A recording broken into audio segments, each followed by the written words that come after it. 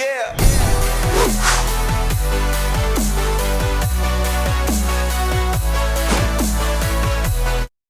Welcome back to the Gridiron Expert. Florida finally won the SEC East under Dan Mullen. But the Gators ended 2020 on a 3-game losing streak and now lose so much production from last year's team, which means a repeat season is very unlikely.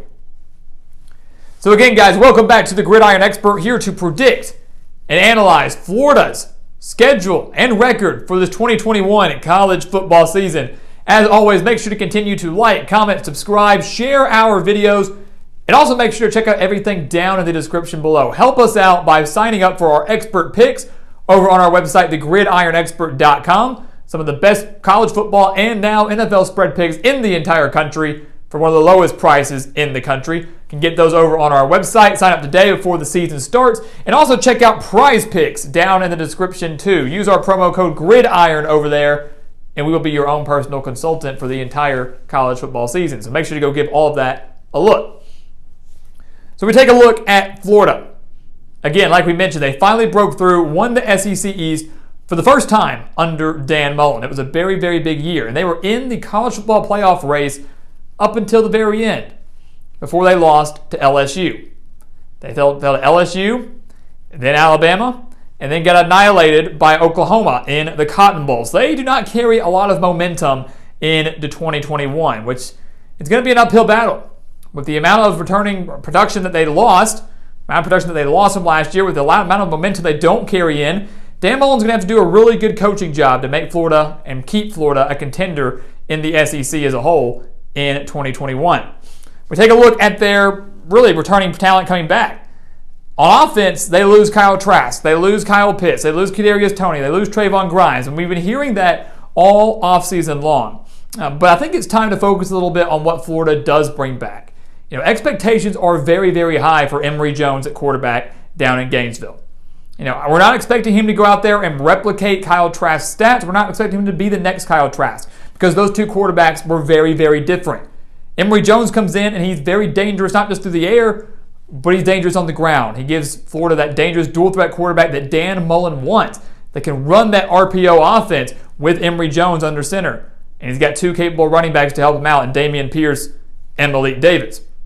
The biggest area Florida needs help with is pass catchers. So they can't run the ball all the time. They're going to need people to step up and catch the ball. And like we just mentioned, when you lose your top 3 reception leaders from 2020, it's going to be hard to find someone to replace that. Someone's going to have to step up. A guy like Jacob Copeland, a guy like Justin Shorter, anybody just needs to step up and give Emory Jones some targets when they decide to throw the ball.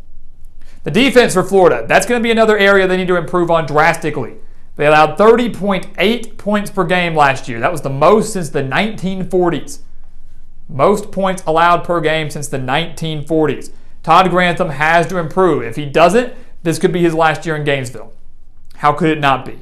But luckily, he does have a lot of talent coming back. Many believe this could be one of his best front sevens at Florida. Zachary Carter returns on the defensive line, had 3 sacks in 2020. Britton Cox, Ventrell Miller are also back. And then you have Kyer Elam leading the secondary. Had 2 interceptions last year, a secondary that was 100th nationally against the pass. So a secondary that obviously needs to improve. But having a veteran leader in there like Elam could do Florida some good. And I don't expect the Gators to have another historically bad defense in 2021. So we take a look at their schedule, guys. Again, just because Florida loses so much, it doesn't mean they're not contenders. Doesn't mean that they're going to take a major step back. I've heard people say 7-5, 6. It's ridiculous. The Gators still have a great coach in Mullen, still have a lot of talent, and they have a schedule that lines up for them to have a successful year, but maybe a little bit more difficult than it was last year. I will say I think they start off 2-0. I think they beat Florida Atlantic. I think they beat South Florida, despite that game being on the road. So those should be 2 victories for Florida to kind of go out there, work out any issues they have on defense, maybe allow Emory Jones to build chemistry with the wide receivers. So they're going to go into the Alabama game with a 2-0 start, and that's obviously the Alabama game, the one where Florida needs to have one of their best performances of the year. First SEC game of the year, an SEC championship rematch. Remember, the Gators lost to the Crimson Tide 52-46 in the title game last year. And I will say that it's huge that Florida gets this game at the Swamp. It's about time we get to see Alabama, Nick Saban travel to the Swamp. Very rare that we even get to see this matchup in the regular season period, let alone down in Gainesville. So that's one edge that Florida has, but that might be the only edge that Florida has. I would venture to say that Alabama, for me, owns the defensive edge. 8 starters back from the national championship team last year. Loaded at all 3 levels, defensive line, linebacking core, and the secondary. Everybody, like Florida, wants to point out Alabama's losses offensively. They lose Mac Jones. They lose Najee Harris. They lose Jalen Waddle. They lose the Heisman Trophy winner in Devontae Smith. But doesn't that happen every year? That happens every year with Alabama. Nick Saban and the Tide always overcome that. I expect this game at Florida to be close. I don't think Alabama's going to stroll in there and annihilate the Gators in Gainesville, but I do think Alabama gets this win. I think you see a big day from Bryce Young. Alabama will have been tested already. They will have played Miami in week 1. So they're going to face a higher quality opponent than Florida will have faced. So they'll get a true opponent, a cupcake team, and then Florida. Alabama's going to be a little bit better prepared for this game, I feel like.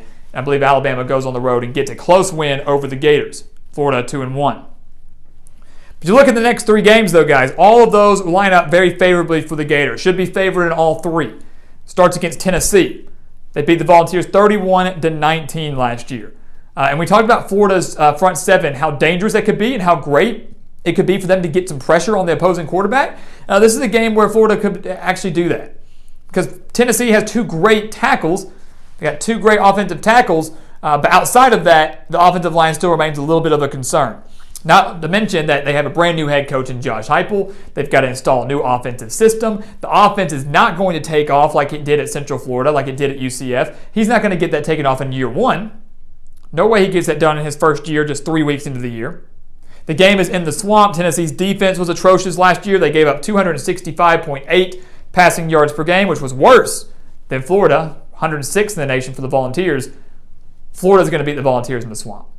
Even if it was in Neyland, in Knoxville, I'd give the Gators the win. So they beat Tennessee, and then they go on the road to take on Kentucky. This is a big trap game. Major trap game. You know, the days of writing off Kentucky, the days of looking at Kentucky and saying, yeah, that's probably going to be an easy victory, are done. Not just for Florida, who, won 31 straight games over the Wildcats, but for every other team in the SEC. And you look at Kentucky this year, guys. This is a team that had the number 1 passing defense in the SEC last year. Kentucky had the number 1 passing defense in the SEC last year. Their defense can hang with Florida. Their defense can slow down Florida's offense. And not to mention Kentucky, we know they want to run the ball with Chris Rodriguez at running back. They can exploit Florida's defense that allowed over 170 rushing yards per game last year. So this is a game that I think is going to be very close. Florida won this game 34-10 last year. I don't think it's going to be nearly as big of a blowout this year. I think the game is very close, especially with the game being in Lexington. But I do think Florida gets another win over their rival in the Wildcats. Right now, Kentucky's still trying to find their balance. They bring in Will Levis at quarterback. They're trying to find balance offensively. But I think if Florida's able to shut down the run, if Florida can just shut down the run, I don't have faith in Kentucky winning the game through the air, at least not this early on in the season, not a month in. So Florida goes on the road, takes down Kentucky, and of course we believe they will defeat Vanderbilt, a team they beat by 21 last year, 38-17. Expect the same margin of victory, if not worse. Vanderbilt still has a long ways to go, but also with a new head coach now in Clark Lee. So the Gators are 5-1. Very well could still be a top 10 team because, again, the lone loss is to Alabama in the Swamp, and we still think that's going to be a somewhat close game. I would be surprised right now if Alabama wins that game by more than 10, if Alabama wins that game by more than 2 possessions. So they're 5-1, still a top 10, top 15 team, and they have a chance to have a top 10, top 15 showdown in Death Valley against LSU. Well, if you remember, in our LSU video, live from Death Valley, we talked about some logic here. First off, this game is going to be emotional for so many different reasons, but the main storyline is going to be the shoe. It's going to be the shoe, the Marco Wilson shoe throw that ultimately cost Florida the game last year in the Swamp against the Tigers. Florida still had college football playoff aspirations. LSU was giving them everything they had, but Marco Wilson decided to chunk a shoe 15, 20 yards down the field. It allowed LSU to continue their drive, kick the game-winning field goal, and the Gators lost 37-34 at home. But we expect LSU to be better in 2021. We expect them to be better this year than they were last year. Right now, Miles Brennan doesn't look like he's going to play, so the guy that led LSU to victory in the Swamp, Max Johnson, is going to be their quarterback again. At least we believe that will be the case on October 16th. Factor in that they've got Keyshawn Boutte. Factor in that the secondary is still going to be one of the best in the nation. If they were able to shut down Kyle Trask and this team last year, they can do it again, and they can definitely do it now the game is in Death Valley. They can win in the swamp, in the fog, and everything that they had to overcome, they can win it in Death Valley, one of the most difficult places to play in the country. We like LSU to take down Florida in Tiger Stadium. Again, going back to it, if they can win last year in the swamp with a better Florida team that I think they're going to have this year, they can definitely win it now with an improved team in LSU on their home turf. So Florida takes their second loss. Any hopes of a playoff berth are gone now. LSU will crush those once again. But I don't think anyone's really expecting Florida to contend for the playoff in 2021. I don't think there are many people expecting the Gators to be a top 4 team or be in the running for it by season's end. It's only logical to expect they'll take a minor step back. So they dropped a game to LSU, get their bye week right before maybe the biggest game of the year for them against Georgia. But here's the thing. Florida, right now, we believe already has 2 losses to Alabama and LSU. Both those are conference games. So this game might not determine the SEC East because even if Florida beats Georgia, more than likely the Bulldogs are only going to have 1 conference loss. Well, the Gators would have 2. They would need Georgia to lose again to somebody else in the SEC for the Gators to then own the tiebreaker and make the SEC championship game. And more than likely, Georgia's not. More than likely, Georgia's not going to lose to anybody else in the SEC. They have that game against Clemson in week 1. That's their toughest. After that, they should run the table. And yes, we believe that to win over Florida. I believe the Gators drop the game in Jacksonville to the Bulldogs. Yes, they won 44-28 last year, but that was without JT Daniels. That was with all the offensive talent the Gators had. And now you're going up against a Georgia team that might have the best defense in the country. They were first against the rush last year. They added Darian Kendrick and Tyke Smith to bolster their secondary. I don't know how Florida's going to get anything going against this defense for Georgia. Not to mention this is the best offense that Georgia's had yet under Kirby Smart. JT Daniels, Zamir White, Arik Gilbert transferring in to help them out. I mean, good Lord, they're loaded with talent. And Georgia, of course, is going to be a little bit angry after falling by 16 to their rivals last year. I like the Bulldogs in Jacksonville. Florida drops their second straight. They have 3 losses on the year. So you can't help but wonder, with 3 losses and a crushing blow to Georgia, could Florida get caught in a trap game at South Carolina? Could they get caught in a hangover game against South Carolina? And I believe that's a very strong possibility. Because South Carolina, while they might not rack up all the wins this year, while they might not even go bowling this year, you're going to see an exorbitant amount of effort from Shane Beamer's Gamecocks this year. And a major reason for that is just because of the talent, the energy, and just the swag that Shane Beamer brings in. But another reason is because South Carolina has one of the best running backs in the nation in Kevin Harris. He rushed for over 1,100 yards and 15 touchdowns last year. South Carolina hung with Florida last year, only fell 38-24. So many factors going into this. One, Florida coming off a tough loss to Georgia, the game in Columbia. You can't afford to overlook South Carolina here, but I don't think Dan Mullen does. Because like we've mentioned a couple other times for teams that face the Gamecocks, right now we don't have faith in South Carolina's passing attack. We don't. So if you're playing South Carolina, you just need to focus on shutting down Kevin Harris. Force Luke Doty or whoever it is to win the game through the air. Because I don't have faith that he can do it right now. Florida's going to recognize that. They're going to shut down Kevin Harris. Not to mention South Carolina gave up 195.4 rushing yards per game last year. Florida's RPO offense should have a field day. Maybe another 14-point victory. Not a wide margin, but enough to get the job done. Florida bounces back. They beat South Carolina. They beat Samford. They then go on the road to Missouri. Like South Carolina, another major trap game. Because Missouri team was solid last year, 5-5 for Eli Drinkwitz. But one thing you have to keep in mind with Missouri, 5-5, that's great. Fantastic. Their best win was against LSU early in the year. But their 5 wins came against teams that either had a 500 record or a sub 500 record. They didn't beat a team with a winning record last year. And all 5 of their losses from Missouri, they came by at least 19 points. They weren't even close. A lot of their wins were close. So I'm not dogging on the Tigers. I'm not saying they're a bad team, but Florida won 41-17 last year. I'm not seeing a 24-point swing this year. I'm not saying Missouri was overrated, but I am saying they still have a ways to go. They need more explosive plays. They need to improve on their defense. The game is in Columbia. Yes, it's a major trap game. Yes, a lot of people are picking the Tigers. We're not. We're not. I like the Gators in this one.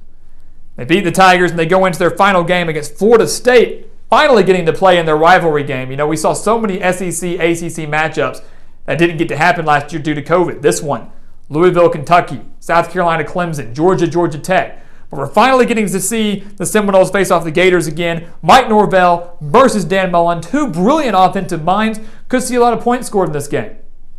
But look at recent history, guys. Florida has won the last two against the Seminoles. They've won by a combined 50 points, outscored them 81-31. And I still think Florida State's just a ways away from really bouncing back, being a bowl team, being a threat to anybody. You know, we have them just missing out on the postseason this year. They returned 9 starters on offense. That's huge, but only 5 on defense. And I know you can say all you want about the transfers that Mike Norvell's bringing in and how this year can be different, but the game is in the swamp. From a coaching standpoint, from a talent standpoint, from an experience standpoint, Florida owns the edge. Tack on home field advantage, they're going to beat their rival in Florida State. And that's going to make Florida 9-3 in 2021. Now, I know a lot of Gators fans will be upset with that. Might be disappointed with that. But again, look at your 3 losses. Alabama, LSU, and Georgia. One on the road, one on a neutral site, and one on your home turf. Arguably the 3 best teams in the SEC this year, except with the exception of maybe A&M. So Florida drops 3 games against their 3 maybe toughest opponents. Cannot afford to overlook South Carolina. Cannot afford to overlook Missouri. Cannot afford to overlook Kentucky. Every single one of those on the road in major trap games. But I still believe those teams are a ways away from competing against the SEC elite. A team that I certainly think Florida is. I do think Florida is still an elite SEC team. They take a minor step back, will be in the running for a New Year's Six bowl game, will most likely fall just short, but will still have a shot at another double-digit win season in 2021, and they can get things back on track to being an elite contender, elite national title, playoff contender, and East contender in 2022. So guys, as always, thank you so much for watching us here at The Gridiron Expert on YouTube. Make sure to continue to like, comment, subscribe, share our videos. Also, check out everything down in the description below. Again, sign up for those expert picks before the season starts. Also, make sure to go check out everything on PrizePicks. The link, the promo code, everything down there in the description. So make sure to go give it a look. And once again, guys, as always, thank you so much for watching. And we'll see you next time right here on The Gridiron Expert.